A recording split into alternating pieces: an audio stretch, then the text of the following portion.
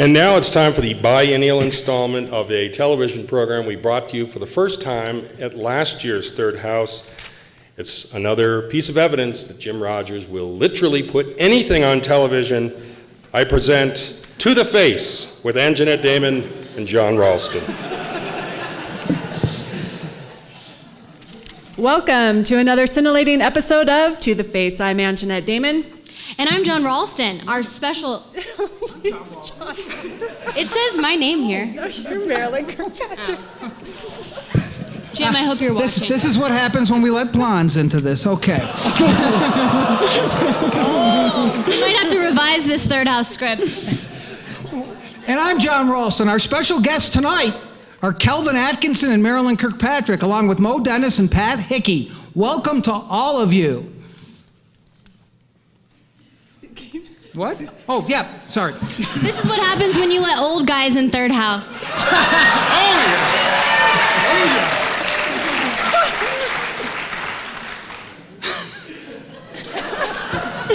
Senator Atkinson, you had something to say. I'm not sure if you've heard, but I'm black and I'm gay.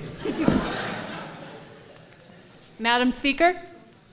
So what I will tell you, Kelvin, is most people want you to shut up about it already. It's all about the policy. Senator Dennis. I like the gays. But this session is all about what we can do for the kids. It's all about the kids. Don't forget the kids.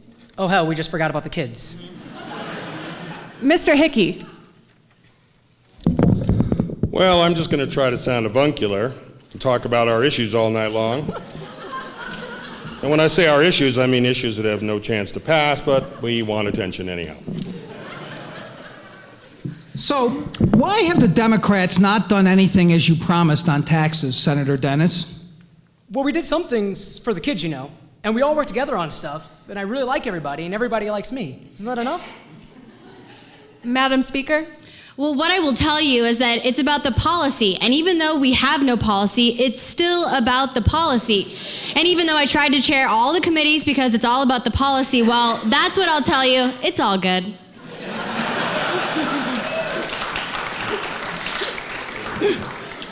Senator Atkinson, you wanted to say something. I'm black and I'm gay.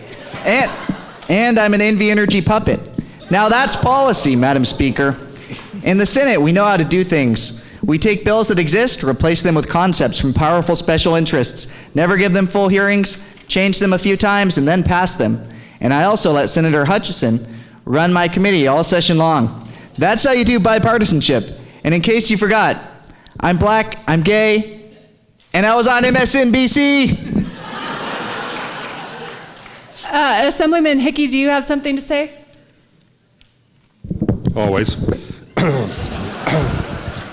I'd like to talk in my distinctive voice about something I know a lot about this session: irrelevancy.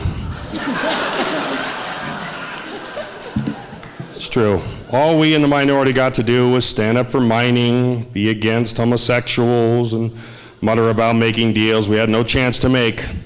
But at least I had that neat newsletter every week with quotes from those rock bands. You guys all got that, right? Yeah. Okay, good. Cool. Well, that's about all the time we have. Thanks to all of you for being here. And you had a final word, Senator Atkinson? In case you missed it, I'm black and gay.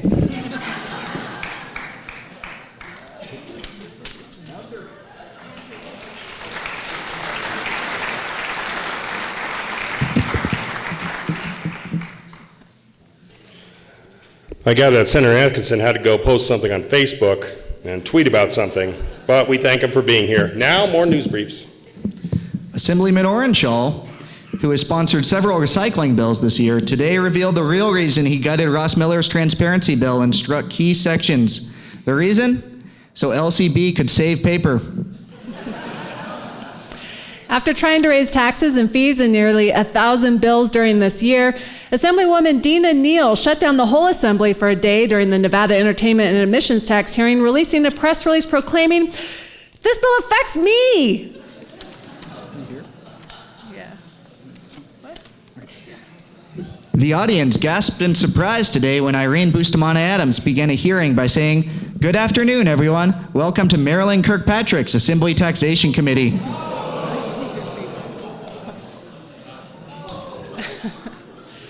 Freshman State Senator Pat Spearman, well known for keeping a pleasant and professional demeanor throughout the entire session, finally broke down and punched fellow Senator James Settlemyre in the face.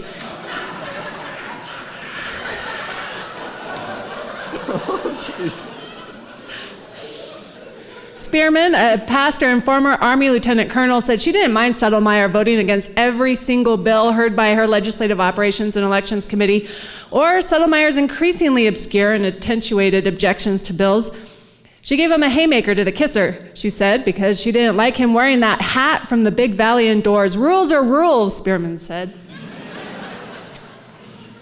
Assemblyman Jim Wheeler finally got his lifelong wish to brawl with liberals. Walking down the hall of the legislature, he was confronted by Teresa Benitez Thompson and Heidi Swank, who took issue with an unknown affront. Unable to hold his own, Wheeler quickly sought help from Crescent Hardy and Wes Duncan.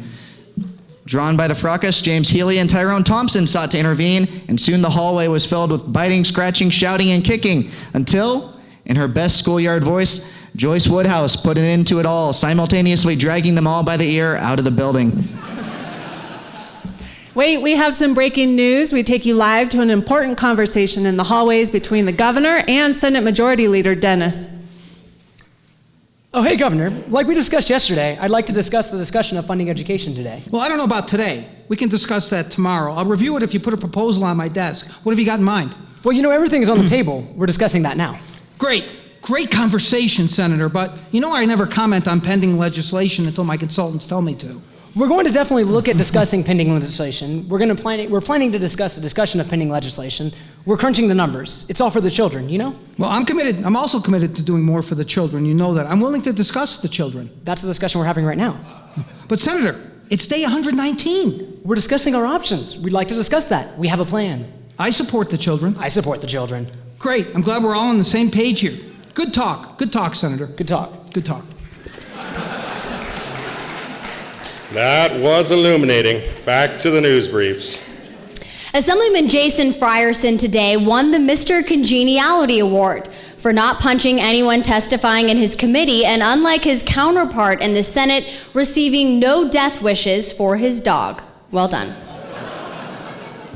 Senator Debbie Smith has promised to perform her hit original single tomorrow in the Senate chambers. Home means Northern Nevada. Assemblyman Richard Carrillo today could not find his microphone to deliver an assembly floor statement. Legislative police later informed the legislator that he had left his microphone at Jimmy G's. Karaoke. Lieutenant Governor Brian Krolicki left today for what he called, quote, some stupid BS tourism thing, unquote. And that's his quote, not mine. And instructed his chief of staff to count how many times Senate President Pro Tem David Park says and while presiding over the Senate in his absence. Asked if this was just busy work, Krolicki said, his office really has nothing better to do. Speaker Marilyn Kirkpatrick today announced on the floor that Assemblyman Ira Hansen and Randy Kerner must wear name tags, or one of them just has to shave off their goatee. Kirkpatrick said, "I'm not saying all white male Republicans look alike to me, but telling these guys apart is a bitch." It is. It's very hard, very difficult. Marilyn Dondero Loop has wanted to say this all session long. Quote, "I hate all of you people. You drive me crazy. This one's for you, Mom," unquote. And knowing Thelia, she's probably watching right now. Funny things that happen here. Assembly Majority Leader William Horn was surprised today when he was questioned by the media about handing his resume to lobbyists who were asking him to vote for their bills. "Cool off," Horn was heard to say to reporters. "I have every right to make a living after I leave here, and shouldn't prospective employers know what my skills are before they hire me? This just streamlines the process."